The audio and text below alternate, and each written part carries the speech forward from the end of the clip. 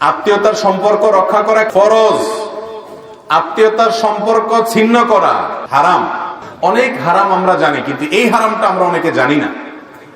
আত্মীয়ের সাথে আপনি চিরতরে সম্পর্ক ছিন্ন করে ফেলছেন, কোনো যোগাযোগ নাই, একদম সম্পর্ক কাট করে ফেলছেন, আপনি হারামে লিপ্ত আছেন। এখন কথা হলো, কারা আত্মীয়? এর উত্তর হলো, যে আত্মীয়ের সাথে সম্পর্ক রক্ষা করা ফরজ, সম্পর্ক ছিন্ন করা হারাম, তারা হলো রক্ত সম্পর্কীয় আত্মীয়। যাদের সাথে আপনার ব্লাডের সম্পর্ক আছে, রক্ত সম্পর্ক আছে, এই আত্মীয়ের মধ্যে এক নম্বরে চলে আসে বাপ এবং সন্তান, মা, বাপ মা এবং সন্তান। কারণ বাপ মার সাথে সন্তানের সম্পর্ক একেবারে সরাসরি রক্তে। এরপরে হলো ভাই বোন, তারপরে ভাতিজা ভাতিজি, তারপরে চাচা ফুফু, দাদা দাদি, এরা সব রক্ত সম্পর্কীয়। তারপরে মায়ের দিককার মা, খালা, মামু, তারাও মায়ের দিককার আত্মীয়।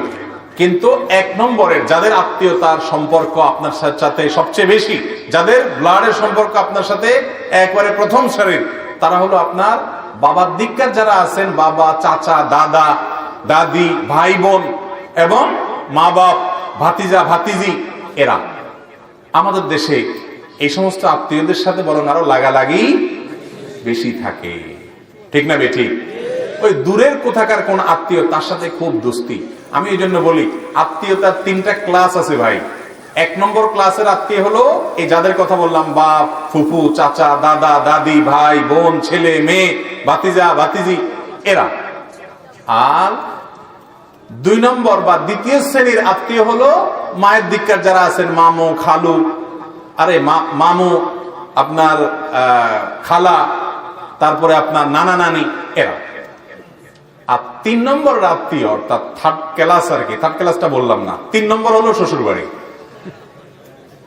থার্ড ক্লাস বললে আরেক মুসিবত, মহিলারা রাগ হয়ে যাবে। থার্ড ক্লাস না, তৃতীয় প্রকারে যায় পড়ে কোনটা? আর আমাদের দেশে ওইটা এখন কয় নম্বরের?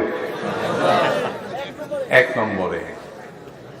ভাইরা আমার, এটাও ঠিক যে যারা এক নম্বরের আত্মীয়, তারা অনেক সময় এত শত্রুতা করে যে দেখা যায় দুনিয়ার কেউ এত ক্ষতি করে না চাচারা যত ক্ষতি করে, দুনিয়ার কেউ এত শত্রুতা করে না ফুফুরা যত লেগে থাকে, এত শত্রুতা কেউ করে না ভাই যত লেগে